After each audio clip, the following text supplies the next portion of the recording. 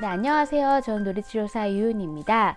오늘은 신학기에 우리 자녀들한테 돼야 하는 태도에 대해서 이야기를 해드리도록 하겠습니다.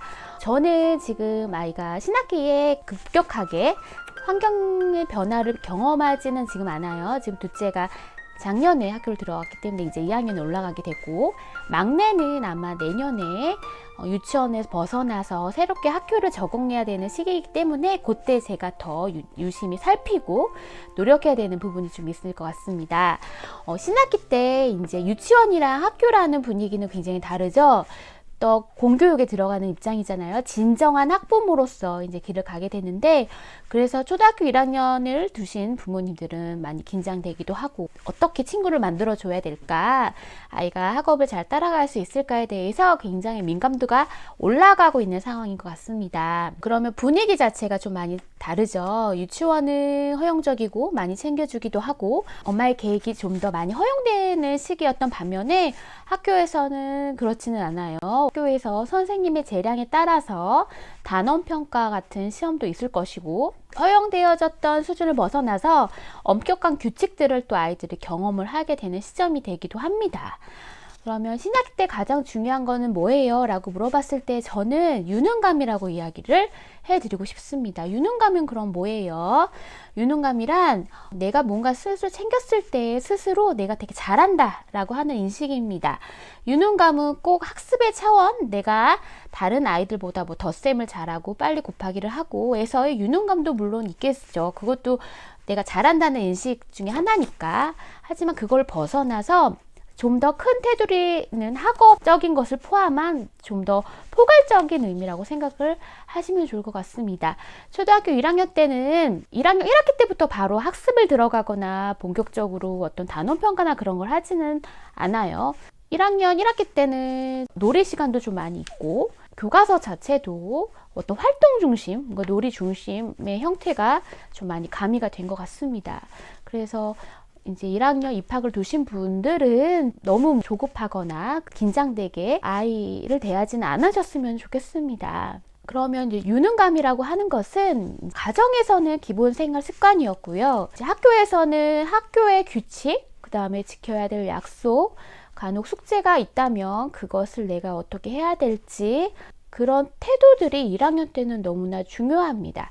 아마 알림장을 1학년 2학기 때부터 썼던 것으로도 알고요. 알림장을 아이가 써오긴 하지만 담임선생님께서는 학교의 그 시스템에 따라서 저는 이알림이나 클래스팅을 통해서 보호자들께 다시 전달이 되기도 합니다. 그래서 아이들은 아마 1학년 1학기 때까지는 그렇게 학업적인 숙제나 이런 거는 좀 덜하긴 할 거예요. 그러면 아이의 학업적인 거 플러스 유능감을 채워줄 학교에서의 습관이나 태도를 잡아줄 유능감을 그럼 어떻게 잡아줄 것이냐가 되게 중요합니다. 저는 저희 아이도 1학년 2학기 때부터 알림장을 써오기 시작했습니다. 그러면 이제 저는 먼저 알림장에서 내가 해야 될 것들을 먼저 언급해 주지 않아요.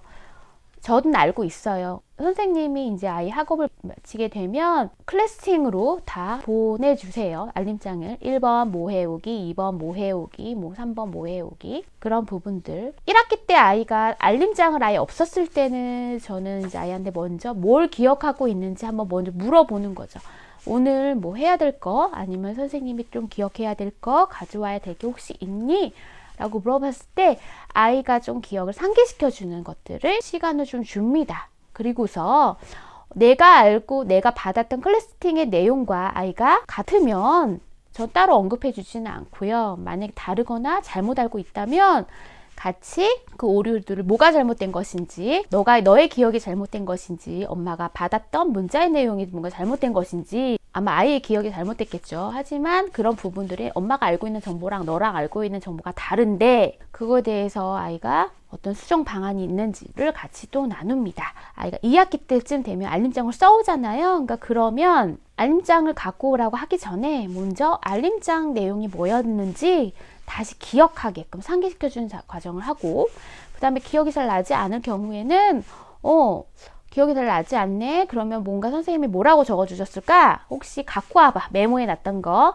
그러면 이제 알림장을 보면서 1번 뭐였더라, 2번 뭐였더라를 같이 합니다. 그러니까 이런 과정들이 좀 되면 아이들이, 그러니까 저희 아이의 경우는 알림장에 적었던 내용을 많이 외워오더라고 숙제해 오는 경우가 많이 있습니다.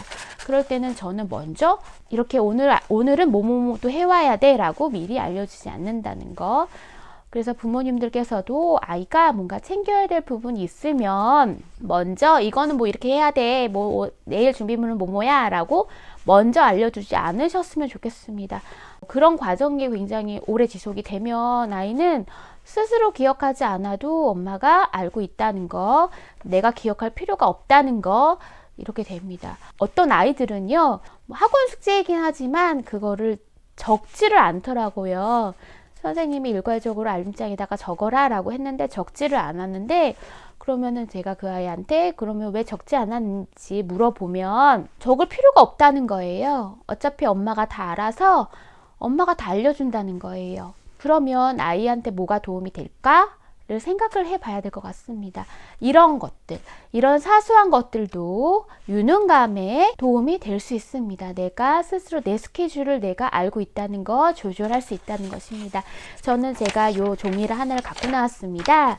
이거는 잘 안 보이시지만 이제 저희 아이가 적어놨던 거예요. 저희 아이 초등학교 4학년 된 아이가 어느 순간부터 해야 될 거리들이 되게 많아지더라고요. 스스로 해야 된다고 생각하는 숙제, 방과후 숙제 등등을 되게 많아서 아이가 어느 순간에는 A4 용지 줘봐 엄마 해서 그냥 선으로 이렇게 네모칸을 막 치더라고요.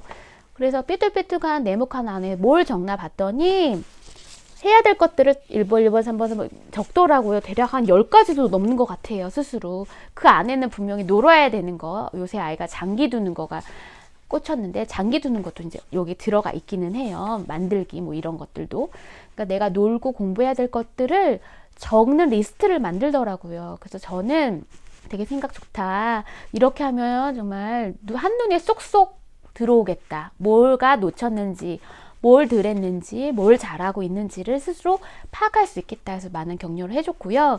그럼 제가 뭘 도와줄 수 있을까라고 하니 이 네모칸 틀을 만들어주기를 원해서 제가 한글로 일주일 단위로 월화수목금토일 이렇게 표를 만들어서 날짜만 바꿔가지고 그걸 프린트해서 한 장씩을 줬습니다. 그래서 지금 오늘은 월화수까지 이렇게 했습니다. 그래서 자기가 스스로 동그라미, 세모, X 이렇게 해가지고 다 수행한 건 동그라미, 그렇지 않은 건 세모, 뭐 중간 정도 수행한 거는 세모, 그 다음 X 이렇게 표시를 해놓더라고요. 좋은 점은 뭐냐면 여행 가서 못했던 것까지 엄마 내가 시간 있을 때 미리 다 해놨어 라고 하는 부분들이 굉장히 조금 인상 깊었습니다. 못한 거 그냥 지나가도 되는데, 못하고 지나갈 수도 있는데 보통 많이 지나가잖아요.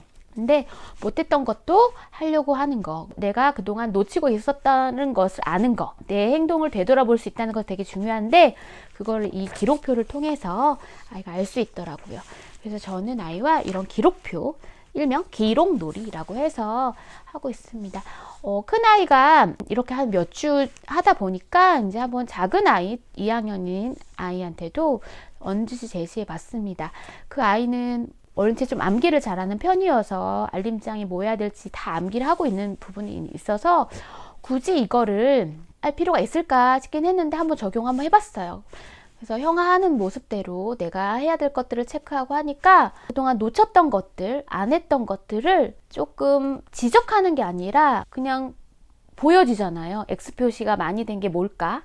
스스로 느끼는 부분이 있을 것 같습니다. 그래도 어떤 뭐 비난하거나 비판을 하는 건 아닌데 그냥 여기 기록표에 뭐 줄넘기, 예를 들어서 줄넘기는 X 표시가 되게 많이 되어 있네 라고 얘기를 하면 아이가 뭐 언제부터 할 거야 라든지 아니면 나름의 뭐 시가 추워져서 많이 못했어 라든지 뭐 이렇게 생각을 하더라고요. 그래서 저는 너가 지금 여러 해야 될 것 플러스 지금 하지 못하고 있는 것도 아는 거, 그 알아가는 거, 나의 태도를 되돌아보는 거에 굉장히 도움이 많이 된 것 같습니다. 그래서 저는 이 기록표, 기록놀이라고 하는 부분들은 이제 조금 더 지나서 한 장을 더 뽑을 거예요. 그래서 막내한테도 한번 적용해 보려고 합니다. 막내는 아직 글자를 뭐 능숙하게 읽지는 못하지만 그래도 자기한테 중요한 글자는 그리고 따라 쓰더라고요. 그래서 스스로 해야 될 것들은 놀이 플러스 공부해도 상관없어요. 꼭 공부만 적어야 되는 건 아니니까 그렇게 아이한테 조금 적용해 보려고 합니다. 그러니까 이런 습관, 우리가 예전에 다이어트 할 때도 내가 뭘 먹었는지 기록을 하잖아요. 그 기록하는 거가 스트레스 받겠지만 기록하면서 점검을 할 수 있잖아요. 그런 것들처럼 전 아이의 그 생활의 태도도 많은 점검을 할 수 있는 기회를 주면 좋겠다라고 생각이 들어서 이렇게 아이와 계속 매주마다 이제 프린트를 해서 뽑아주고 있습니다. 그러니까 이런 모습들이 단편적인 예이고 또 저희 아이에만 좀 더 맞을 수도 있고 우리 아이는 너무 막 계획적인 거 너무 싫어하고 스트레스 받아 한다. 그래서 안 맞을 수도 있기는 합니다. 한번 적용해 보셔서 아이의 태도를 보는 것도 또 의미가 있지 않을까 생각이 듭니다. 자, 이것으로 심리 스토리를 마치고요. 다음번에는 더 좋은 이야기들로 찾아뵙겠습니다. 저는 놀이치료사 유윤이었습니다. 감사합니다.